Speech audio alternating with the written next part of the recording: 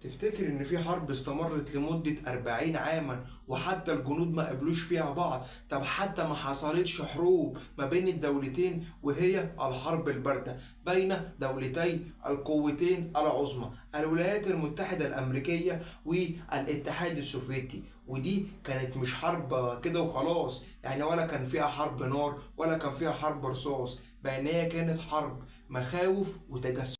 بعد الحرب العالمية التانية في منتصف القرن العشرين حصلت حاجة مهمة جدا ما بين الدولتين دول، الولايات المتحدة الأمريكية والاتحاد السوفيتي. مين هي كانت القوة العظمى فيهم؟ الاتنين كانوا قوة عظمى.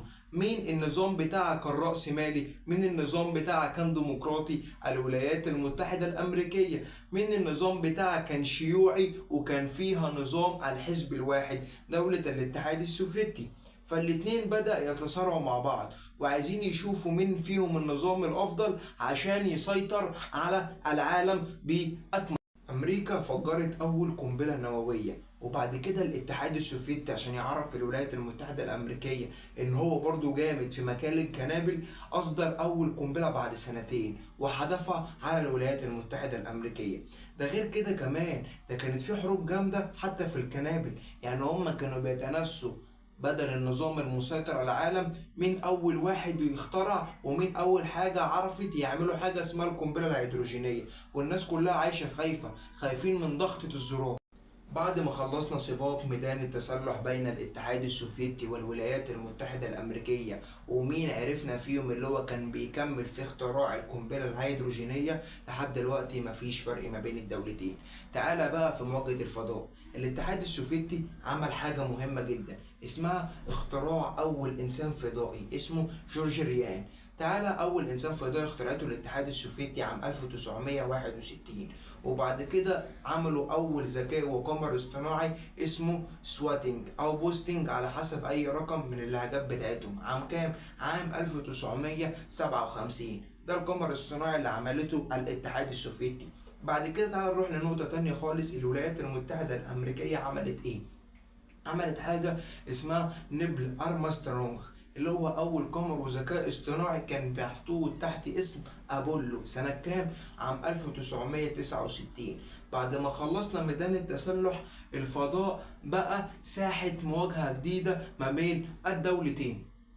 بعد ما الاتحاد السوفيتي عمل أول قمر اصطناعي وعمل أول إنسان فضائي في العالم، كده مفكرين إن الناس الولايات المتحدة الأمريكية هي اللي هتخسر، وطبعا مفيش الكلام ده بربع جنيه. تعرف أقولك ليه؟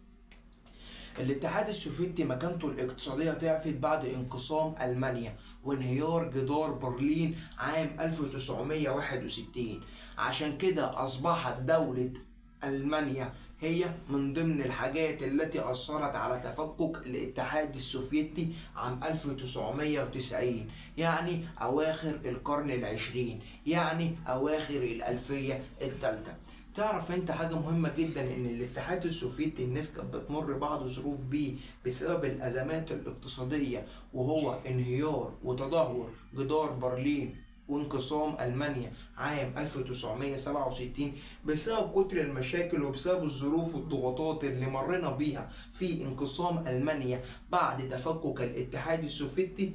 أصبحت الولايات المتحدة الأمريكية هي القوة العظمى، هي القوة اللي مسيطرة على جميع النواحي الاقتصادية والسياسية في العالم، مسيطرة على جميع النواحي الأوروبية في المجالات العامة، مخابرات أمنية، مخابرات عامة مثل المخابرات الكي جي بي مثلا.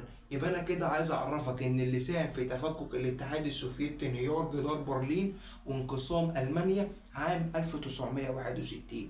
بعد كده ضعف مكانة الاقتصادية للاتحاد السوفيتي، ثم أصبحت دولة الولايات المتحدة الأمريكية هي الدولة الرأسمالية الديمقراطية المسيطرة على العالم بأكمله. عارف ليه؟ لأن احنا زمان وأنا بدرس التاريخ في تالتة ثانوي أواخر القرن العشرين حصلت حاجة صدفة، أنت أحسن في البلاد من حسب التفكك بتاعها، وما تخليش حد يتدهور ويتغير الأوضاع الاستراتيجية بتاعتك. لو وصلت نهاية الحلقة ما تنساش الاشتراك.